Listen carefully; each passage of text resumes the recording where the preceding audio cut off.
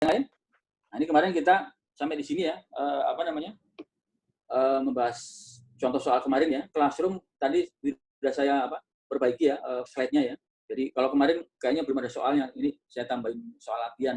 Jadi misalkan di sini diketahui, ini kan kemarin sudah atau di akuisisi ya, di mana di dalam proses ini ada pengaruh terhadap jumlah saham beredar. Nah, ini pertanyaannya di sini kan selain buat jurnal itu membuat laporan posisi keuangan bagian equity. Ada pendapatan cash ya senilai 45 miliar ya. Kemudian ada share capital sesuai dengan nilai par ya. Dua, ini menukar membeli aset tapi membayar bukan pakai cash tapi menggunakan saham ya. Kemudian di sini berikutnya outstanding ya, sehingga di sini ada pencatatan treasury share atas cash. Nilainya berapa? Nilai cost, cost-nya. Cost-nya adalah kemarin 500 berapa? Kemarin kalau nggak salah 5 juta ya. Sehingga di sini treasury share-nya 2,5 miliar, kemudian ada cash keluar untuk membeli treasury tadi sebesar 2,5 miliar. Lakukan penjualan secara bertahap atas treasury tadi. Jadi pertama menjual sebanyak 1 juta, tapi harganya di atas nilai cost. Jadi lembar saham. Kemudian September jual lagi tapi harganya di bawah harga cost. Maka di sini karena harganya di bawah cost, ini mengambil sebagai Agustus. Nah, ini karena masih kekurangan, itu mengambil return earning. Nah, ini kemarin ya, terakhir di sini kita bahas ya. Nah, ini bagaimana pelaporan terhadap bagian equity tadi ya. Nah, ini berarti di bagian ordinary, nah ini dengan harga nilai parnya Rp300, ini saham otorisasinya 200 juta. Sementara saham outstanding itu sebesar berapa? 100 juta ya. Nah, ini mungkin ada satu lagi, mungkin 103 juta isu ya, isu yang diterbitkan. Ya Ya, ini yang diterbitkan, yang beredar di masyarakat 100 juta ya. Kemudian di sini ada share premium, ini dengan harga nilai par 1.000, kemudian returnnya berapa? 8% per tahun ya. Nah, ini kemudian ada option dan seterusnya. Jelas ya? Nah, ini bagaimana di soal yang kedua ya. Nah, ini soal kedua, kelanjutan dari soal sebelumnya kemarin ya. Diketahui di sini labanya 2,5 miliar ya. Nah, ini tanggal 10 November itu perusahaan akan mengumumkan bagian dividen. Dari total 2,5 miliar, 2 miliar dibagi pada sebagai dividen. Nah, ini pembagian tanggal 5 Januari ya. Kemudian diketahui tahun 2018, nah ini maka diperhitungkan pada tahun yang sekarang ya. Kemudian di akhir tahun ini labanya ada laba bersih atau net income 3,25 miliar akan menambah nilai apa tadi? Return earning tadi ya. Nah, ini jurnalnya bagaimana? Nah, ini pada saat pembagian dividen itu kan ada 3 tanggal ya. Kan membagi dividen senilai 2 miliar, berarti ada return earning senilai 2 miliar, nanti dibagi 3 ya. Pertama untuk preference share ya, in arrears tadi, karena tahun sebelumnya tidak ada dividen maka senilai 8% dari mana? 8% dari 8 miliar, senilai 640 juta ya. Sisanya 2 miliar dikurangi 1,280 itu adalah ya. Ini pengakuan pada saat pengumuman. Nanti pada saat pembagian tanggal 5 Januari. Jadi yang 26 Januari ini nggak perlu cash. Jelas ya? Berarti rekeningnya berapa? Rekeningnya kan saldo awalnya 2,5 miliar ya. Dikurangi berapa? 2 miliar. Berarti masih 500, tahan laba 3,25 miliar. Berarti saldo akhir rekeningnya adalah 3,75 miliar ya. Itu adalah laporan perubahan laba ditahan ya. Laporan laba ditahan. Jelas nggak kira-kira ini?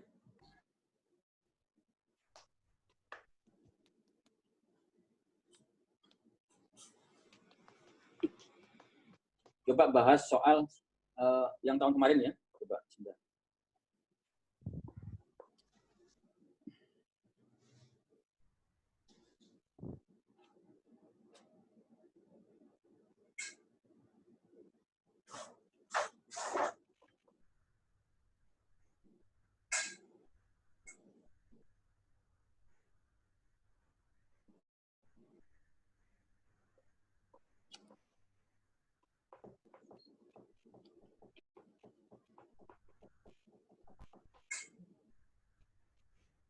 Kalau ada yang kurang jelas, silakan tanya ya.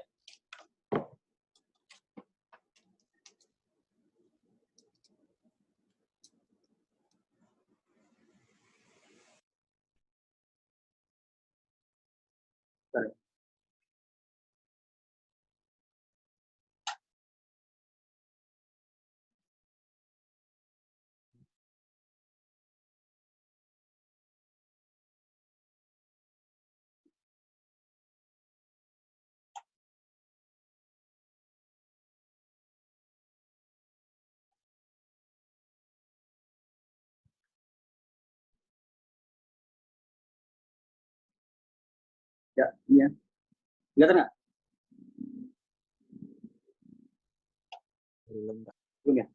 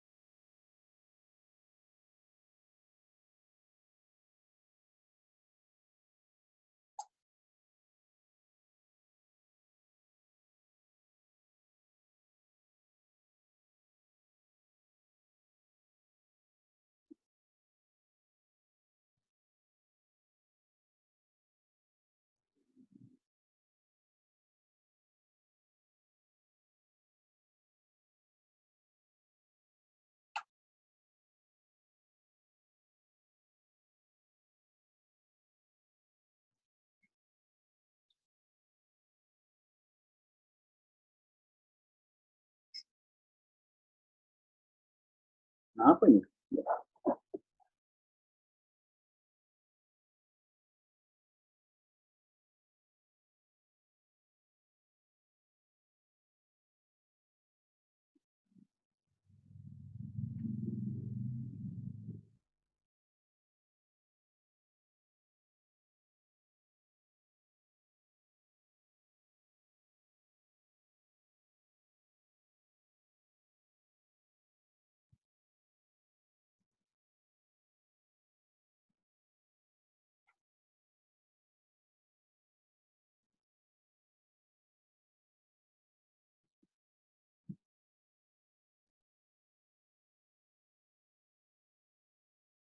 Ya, ini ya.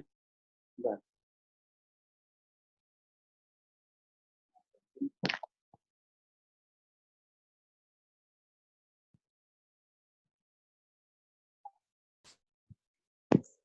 Oh, nah.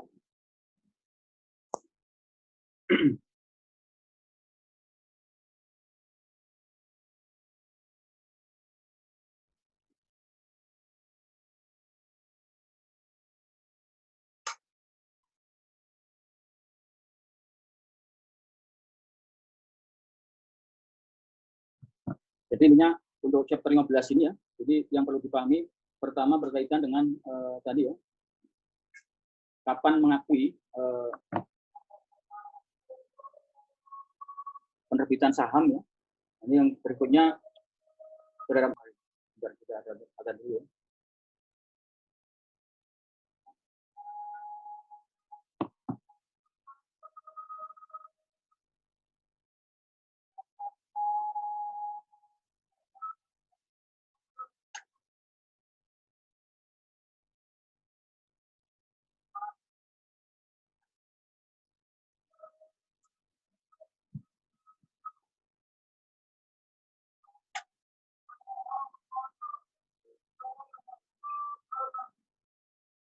Sudah kelihatan ya? Udah, Pak, sudah kelihatan, Pak.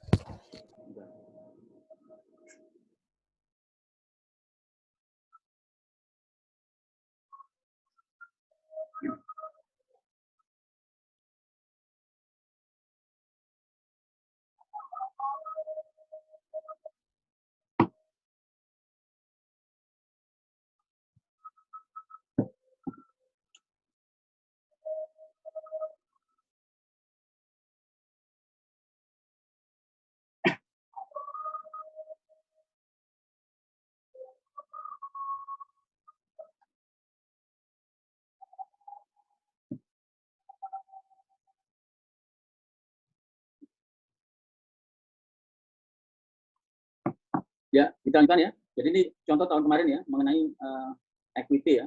Jadi per tanggal 30 September itu dilaporkan ya, laporan bagian equity-nya ada share capital preference ya. Nilai par-nya $100 ya. Jadi kemudian di sini yield-nya 8% kumulatif non partisipatif. Jumlah lembar saham yang otorisasi 10.000, tapi yang diterbitkan dan outstanding itu 2.000 ya. Paham ya? Kemudian ini share capital ordinary ya, itu nilai par-nya $6. Nah, ini yang otorisasi 500.000, yang diterbitkan 300.000, tapi yang outstanding 275. Artinya apa ini? Jadi ada 300.000, tetapi di sini yang di pasar itu hanya 275. Berarti ada 25.000, bentuknya apa? Treasury share. Ya. Itu yang 25.000. Ya. Kemudian di sini share premium preference, jadi 60.000 ya. Kemudian share premium ordinary 4,2, 50.000. Nah, ini transaksi yang terjadi selama 1 tahun, selama bulan Januari sampai bulan Juli. Ya. Pertama tanggal 10 Januari. Nah, ini menjual treasury share dengan harga 21 ya. Artinya apa di sini? Harga kosnya berapa per lembar? Tadi jumlah lembarnya berapa tadi? Treasury-nya? 25.000 kan? 25.000 lembar ya. Nilainya 600.000. Jadi per lembarnya adalah berapa? 24 ya. $24 per lembar. Itu kos itu dijual 10.000 ke outstanding. Artinya dijual lagi ke pasar. Nah, ini jualnya 21. Kemarin belinya berapa? 24, dijual 21. Berarti jurnalnya gimana nih? Kalau jual berarti yang masuk apa? Cash. Cashnya berapa? 10.000. Ya. Kemudian kreditnya apa? Treasury share. Treasury share. Ya. Treasury share senilai berapa? 10.000 dikalikan 20. Costnya berapa tadi? Ya, Pak. Ya nggak? Mana? Return earning atau share premium? Share premium. Ya. Share premium treasury sebesar 30.000. Jelas ya? Ini tanggal 10 Januari saat menjual treasury di mana harganya itu di bawah cost ya. Kemarin belinya per lembar 24 dijual 21. Nah, persen dari saham biasa. Saat pengumuman harga pasar $33.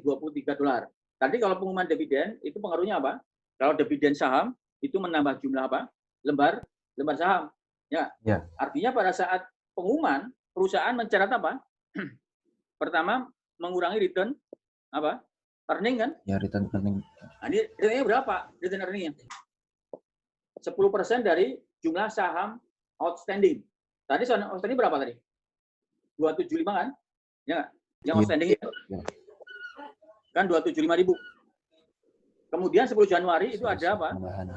Penjualan treasury. Berarti totalnya berapa? 275 ditambah berapa? 10.000. Jadi 28. Sekarang share dividennya 10% ya, berarti ada penambahan berapa? 28.500. 28.500 itu kan jumlah lembar. Nah, sekarang nilai parnya berapa? 28.500 dikalikan nilai parnya berapa? Bukan. 23.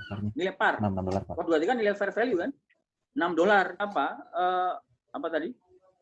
Return earning-nya ya. Kan return earning-nya ya sebesar 171.000.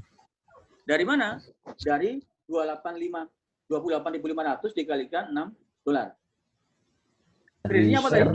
Ordinary share dividend distributable. Yang nilai 171.000. Paham ya? Jadi ada return earning 171.000 atas ordinary share dividend distributable senilai 171.000. Itu yang tanggal berapa? 22 Januari. Jadi harga pasarnya berikan aja. Jelas ya? Kemudian tanggal 5 Februari, jurnalnya gimana? No record. Jurnal ya, no record ya.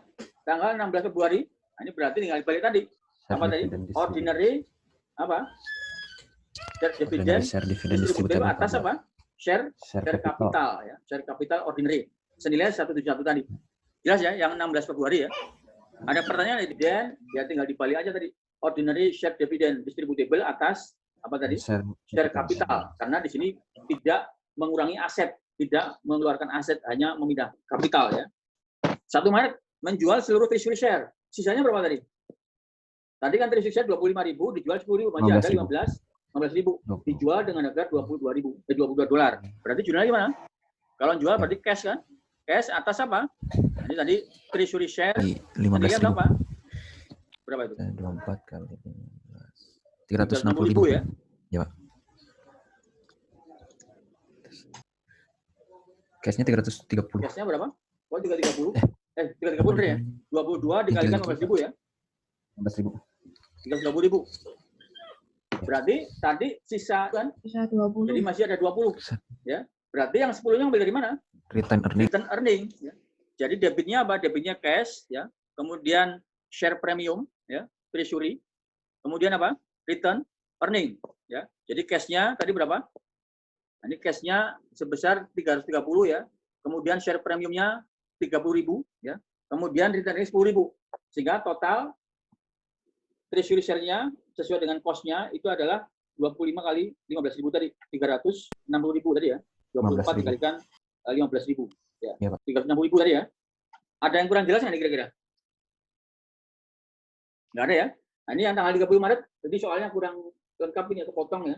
Harusnya kan ada harganya, harga berapa ya. Ini harganya nggak ada, jadi kita skip aja ya. Nah, ini 9 April perusahaan mengumumkan dividen tunai, cash dividend ya, kepada seluruh pemegang saham, preferen maupun saham biasa, $1,5 per lembar. Kemudian tidak ada dividen tertunggak pada saham preferen. Artinya tahun kemarin tidak ada tunggakan ya. Ini saat pengumuman harga pasar saham biasa $26. Berarti kan di sini ada nilai dividennya berapa berarti? Tadi jumlah lembar saham biasa berapa? 285. 285.000 ya, sudah kembali semua outstanding 300.000 ya. Kan tadi kan 275 dijual semua kan treasury kan? Ya, sekarang ya 300.000. Ya nggak? 300.000 total dikalikan berapa? $1,5. Ya, kali 1,5 jadi 4. Sementara untuk pemegang saham preferen berapa? Pemegang saham preferen tadi 8% dikalikan 200.000. Nah, ini dikalikan 8%. Jadi 16.000 ditambah dengan 450.000. Jadi ada berapa? 466.000. Itu merupakan apa? Dividen cash. Jadi saat pengumuman berarti jurnalnya gimana? Return earning atas apa? Payable. Tadi apa? Dividen payable. Ordinary shares. Ya dibagi 2 ya. Jadi intinya di sini hutang dividen apa? Ordinary. Ya, jadi saham ordinary ya. Jelas ya? Ya. Kemudian 26 April perlu ada jurnal nggak ini? No record. No record ya, jadi tidak perlu ada jurnal. Nah, ini baru 7 Mei bagi tunai. Berarti apa? Yes. Dividen payable atas cash sebesar 466.000 tadi. Kemudian 15 Juni, nah, ini ada share split 2-for-1. Jadi satu saham lama di split jadi 2. Jadi yang tadi berapa awalnya? 300.000 kan ya? Iya, Pak. Ya nggak? 300.000 100.000. jadi 600.000 lembar saham. Ini lemparnya berapa? 11,5. Tapi ada apa namanya? Berapa tadi? Ya, jadi $3 ya per lembar saham ya. Kan nilai lembarnya menjadi berapa? Per lembarnya menjadi $3. Kemudian jumlah lembarnya tadi 328.500 kalau nggak salah ya. Kan ada share dividend kan. Jadi totalnya 300